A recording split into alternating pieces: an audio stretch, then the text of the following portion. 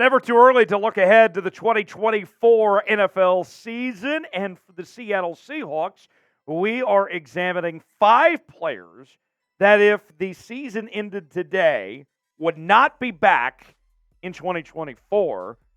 We'll see if things change. Still time to reverse course of sorts, but we will break these down piece by piece and tell you why we don't believe these guys are going to be back, at least as of right now. We'll go over all of that coming up in just a moment. Before we do, got a fantastic watch party coming up on Sunday when your Seattle Seahawks square off with the Los Angeles Rams, and we are trying to get to 44.5 thousand subscribers before kickoff. Less than 200 away from reaching that next milestone. Don't miss out. Join us. Our coverage begins an hour prior to kickoff, 12:25 p.m. Pacific time. Smitty's going to be here with me. You will not want to miss it. Seahawks-Rams Watch Party Live. Sub for Seahawks Dubs. Help the Seahawks' chances to win on Sunday by subscribing to the channel, and we'll see you then. Let's start off with Quandre Diggs. And I'll be honest, this is probably a bit of a shocker to most people, especially considering how much of a valuable asset he has been for the Seattle Seahawks for the last several seasons. But let's be real with y'all, because that's what we do on this program. Quandre Diggs is struggling right now.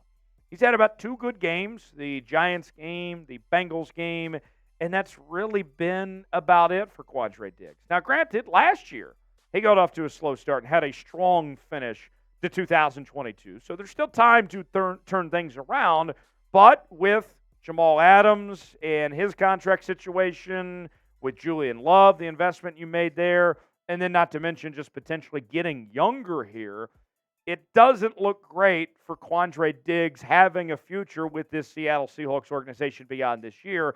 Not to mention his contract, they could potentially save around $5 million if they were to move on from him. Now, Quandre is a hawk through and through. He might be willing to take a discount of some sorts or take on a reduced role, but based on the production you're getting and how much his play has fallen off, it doesn't look like it would do you too good where the circumstances are at the moment to bring back Quandre Diggs. We'll see. What do you guys think? Our pinned comment today: should the Seahawks bring back Quandre Diggs in 2024? Y for yes, N for no. Our pinned comment today. You might get an ad break while the ad's playing. Get your votes in. Tell me what you think. Y for yes, N for no on if Diggs should return next year. Number 2 on our list is Noah Fant, the Seahawks tight end who came to the organization courtesy of the infamous Russell Wilson trade.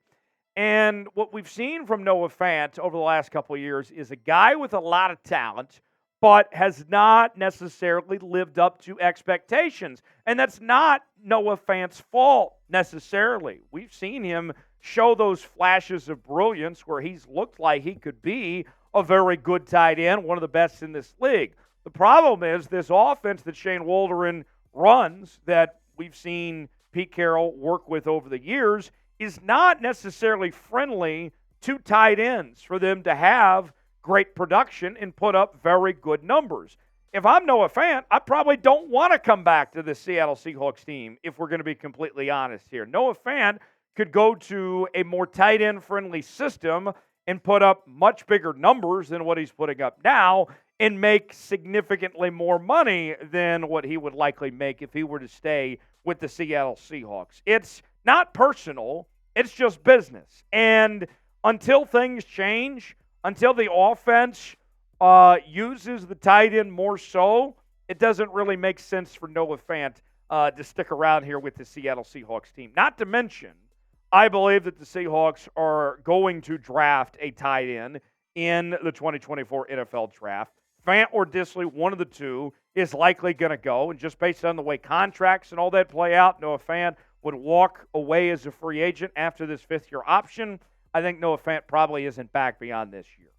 More to come here on Seahawks Today, but first, let's tell you about today's sponsor. That's Prize Picks. Prize Picks is daily fantasy made easy. Go to prizepicks.com/CLNS and play along with us today. Here's how Prize Picks works. You pick 2 or more players on any given category. You get the choice of more or less and a great chance to make some money. We've been hitting big on Prize Picks as of late, folks, and you can too. Play along with us this weekend. I got Kenneth Walker to have more than 65.5 rushing yards, Tyler Lockett to have more than 58.5 receiving yards on Sunday against the Rams, and Isaiah Pacheco. You always have to pick one that's not involving your team.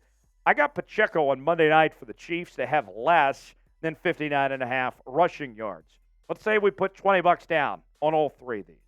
If they all hit, we're walking away with $100. Put $40 down, we're walking away with $200. Play along with us on Prize Picks. PrizePicks.com/CLNS. Promo code CLNS for that $100 deposit match. The link is in the comments and the description of today's video. PrizePicks.com/CLNS.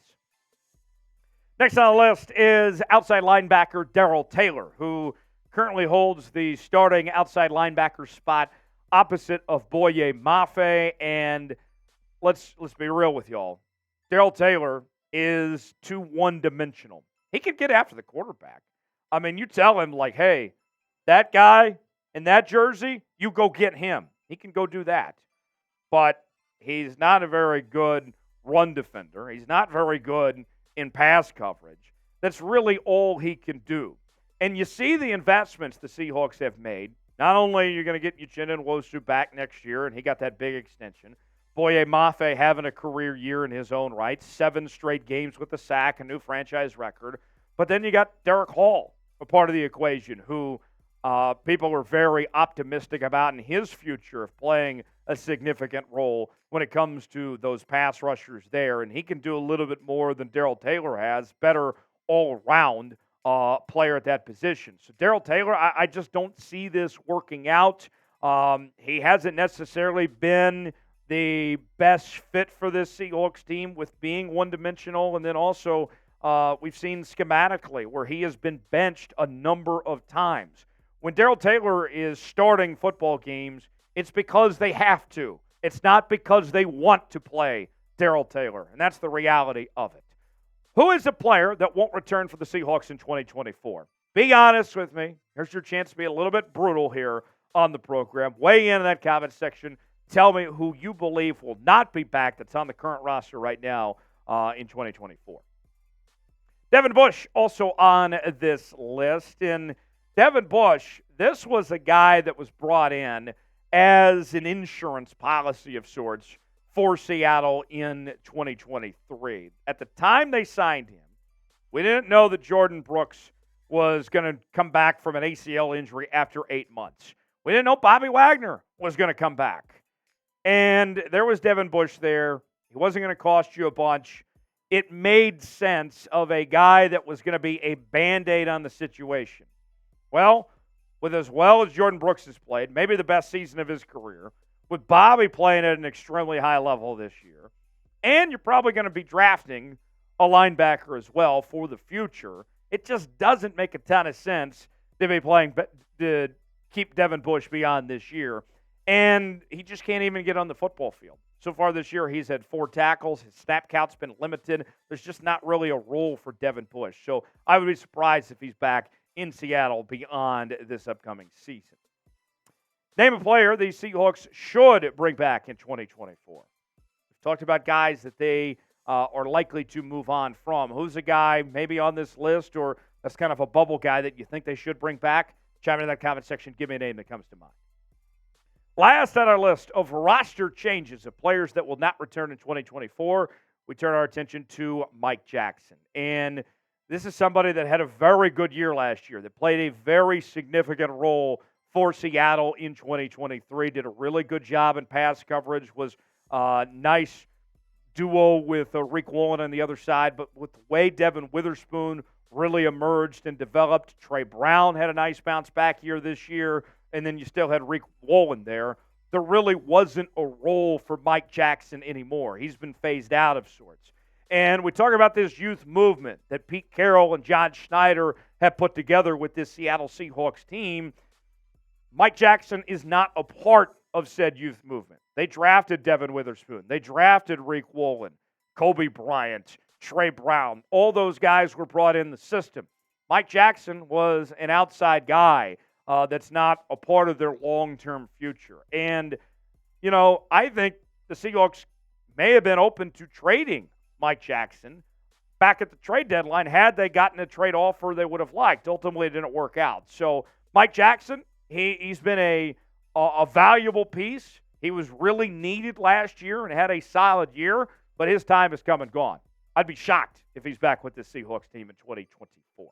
For more Seahawks coverage, subscribe to the channel. We're going to be live for our watch party on Sunday right here on Seahawks Today. We will see you then. Thanks for joining us on the channel. We'll see you next time.